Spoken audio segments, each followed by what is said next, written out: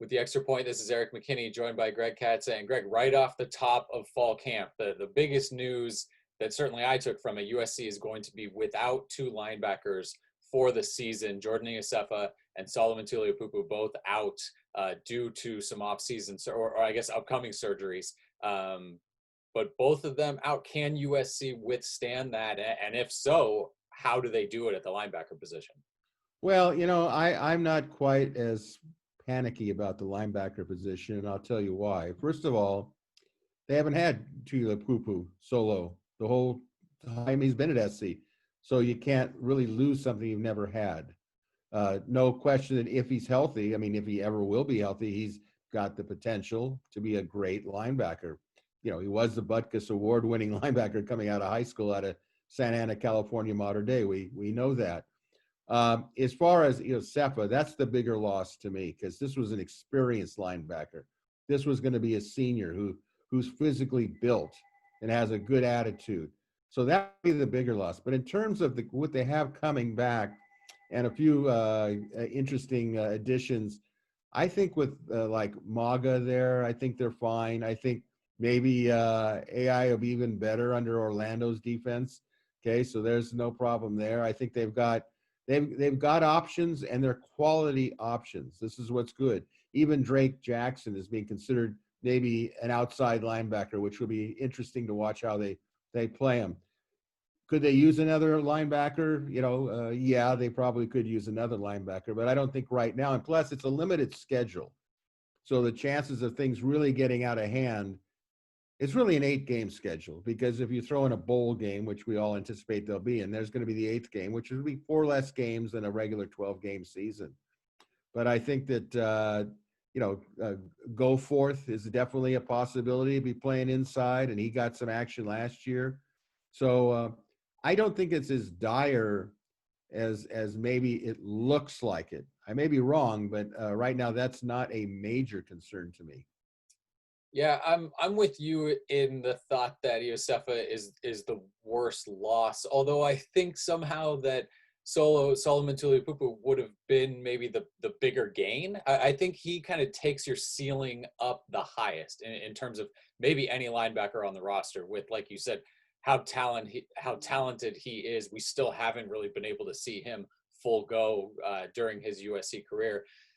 The biggest hit for me with Iosefa is the last 2 years you've had that middle linebacker. You've had Cam Smith, you've had John Houston, you've had that senior leadership in the middle that can kind of help calm everybody down, get everybody in the right spots. Everything you expect from kind of a senior captain linebacker.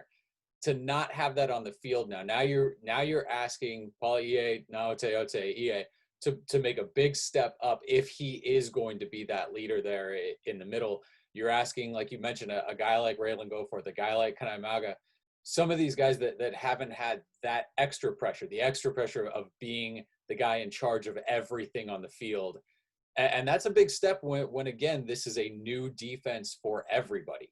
And so I think that is the biggest question. I think guys can do it. I'm with you. Raylan Goforth is kind of a guy that I'm very curious about, because he has that. I think he has that ability, even as a very young player, redshirt freshman this year, the ability to kind of handle that, and slow everything down, and be able to use that football IQ that he has to kind of control that defense. But boy, again, Arizona State up first, a quarterback like Jaden Daniels, and certainly Arizona State is going to try to attack those linebackers for this USC defense. So for me, outside of offensive line, and I know that's on the other side of the ball, how those middle linebackers react, that is the biggest question that I have now going into the season, when you can't put a guy like Jordan Iosefa, who you knew was going to get Orlando's defense and have a full understanding of it without having him on the field.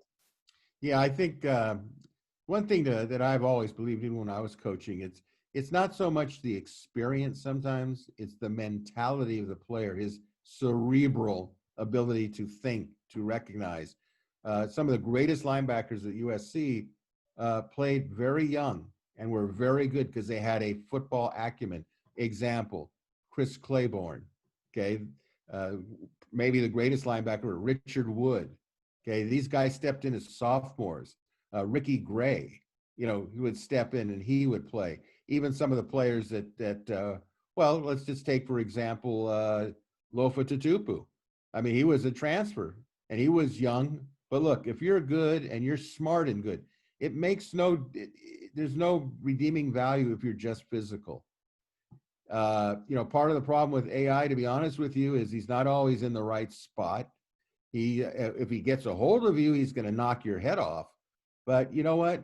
There's more to it, as you have said. You have to, direct. You're the quarterback of the defense, and you have to make calls. And again, this is a first-year system, and I don't think anybody knows how anybody's going to react to it. And going back to the Jaden Daniels thing, remember another thing: they've got a new offensive coordinator at Arizona State. So that's going to be new as well when you have linebackers that are trying to learn the system.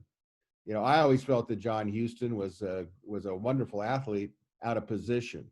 There always has been something in the last several years. Cam Smith probably was the closest to being a fully developed, smart linebacker. Was around. He wasn't the fastest guy around, so you can't say he was a superstar athlete, but he was close to being the type of collegiate linebacker you would like to have. Gung-ho, dedicated, yada, yada, yada. So that's what they have to find. They have to find a complete package of person. And the experience, it's important. I don't want to downplay it, but you need a player that can think, that can recognize and direct the others. Yeah, couple spots open in the middle of that defense. Like we said, EA, the guy with the most experience coming back there, and certainly expect to see a lot of him in there, but how those two positions shape up could go a long way to telling the story for the USC defense this year.